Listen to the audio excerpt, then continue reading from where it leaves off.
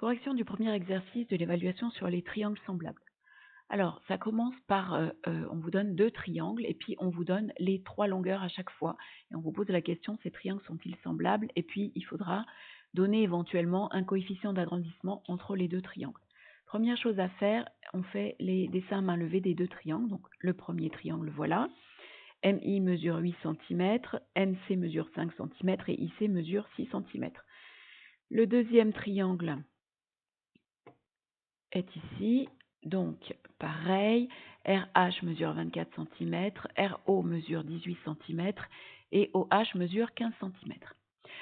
Pour savoir quels côtés vont ensemble, il y a une technique simple qu'on avait vue en classe. On commence par ranger les longueurs par ordre croissant, par exemple. Donc, dans le triangle MIC, celui-ci, la plus petite longueur, c'est 5, ensuite 6, ensuite 8. On fait ça pour retrouver quels côtés sont éventuellement des côtés homologues. Je vous propose de faire la même chose avec le deuxième triangle, le triangle RHO. On va ranger les longueurs dans l'ordre croissant.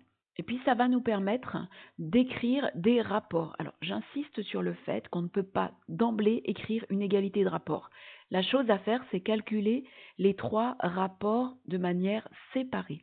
On calcule séparément. Donc, le premier rapport, le plus petit du triangle vert sur le plus petit du triangle rouge, donc c'est-à-dire MC sur OH, 5 sur 15.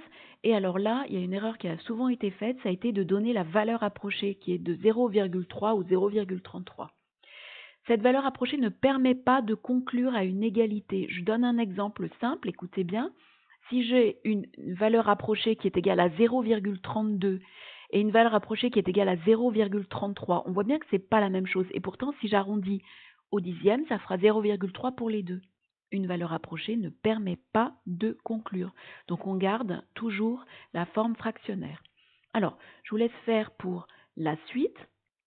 Donc, il faut écrire un autre rapport avec la deuxième plus grande longueur dans chaque triangle et encore un troisième rapport avec la dernière longueur. Et une fois qu'on a fait ces trois, je vais les mettre comme ça, une fois qu'on a fait ces 3 calculs, force est de constater que là, avec les valeurs que je vous proposais, on trouvait un tiers, un tiers, un tiers.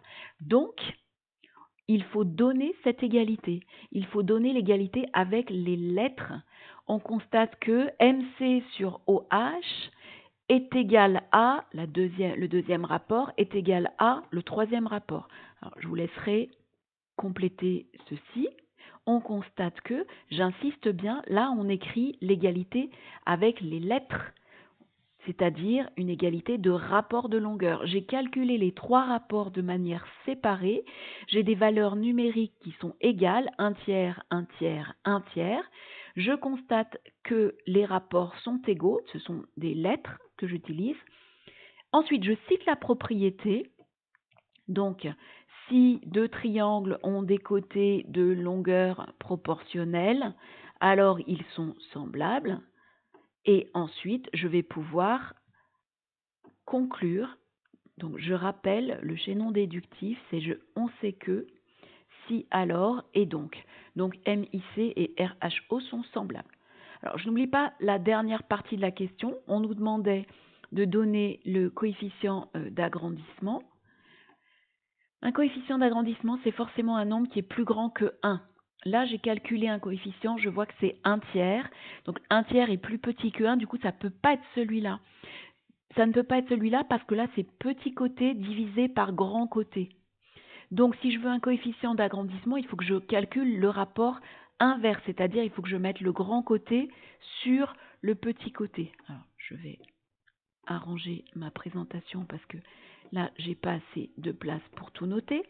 Donc, ça vous permet de vous souvenir de ce qu'il y a à faire et de le noter sur votre copie. Donc, je récapitule. J'écris les 3 rapports de manière séparée. Je constate leur égalité. Je l'écris avec des lettres. Je cite la propriété. Je donne la conclusion. Le coefficient d'agrandissement, c'est forcément celui qui permet de passer du petit au grand, et c'est forcément obtenu par la longueur du grand côté du grand triangle divisé par la longueur du petit côté Homologue dans le petit triangle. Évidemment, ici, je vais trouver l'inverse, je vais trouver 3. Et donc, le coefficient d'agrandissement qui permet de passer de MIC à RHO est égal à 3. Pour ceux qui avaient le deuxième sujet, on demandait un coefficient de réduction. À ce moment-là, il est déjà écrit, il est égal à 1/3. Si vous aviez choisi d'écrire l'inverse pour calculer les 3 rapports, vous trouvez directement le coefficient d'agrandissement. Donc voilà, je vous laisse rédiger cet exercice sur votre feuille de correction.